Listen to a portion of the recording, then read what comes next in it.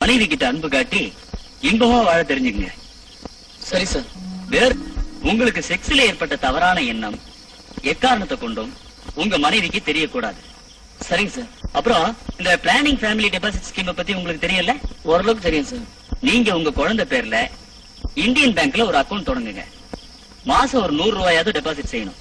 உங்க குழந்தை ஸ்கூலுக்கு போறப்போ அதோட படிப்பு மற்ற தேவைகளுக்கு பணம் பேங்க் டெபாசிட்ல இருந்து கிடைக்கும். என்ன சரிதானே? இன்னைக்கு அக்கௌண்ட் ஓபன் பண்றேன் சார். அப்புறம் அடுத்த குழந்தை 5 வருஷத்துக்கு அப்புறம் போதும். குடும்ப கட்டுப்பாட்டை கடைப்பிடிங்க. அன்னைக்கு உங்களுக்கு கிடைக்காம போன சுகமும் சந்தோஷமும் இனி கிடைக்கும். இனி எங்களுக்கு குழந்தையே வேண்டாம் சார்.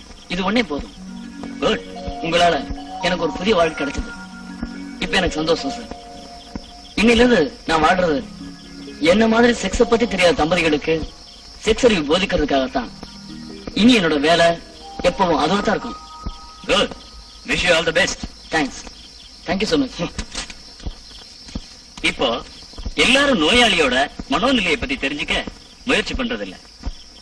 நோயாளியோட மனநிலை என்னன்னோ, அவங்க உள் மனசுல தூங்கிட்டு இருக்கிற ஆசை உணர்ச்சி என்னன்னோ அவங்க வாயால சொல்ல இருக்க வேண்டியது உங்களோட வேலை. அப்பதான்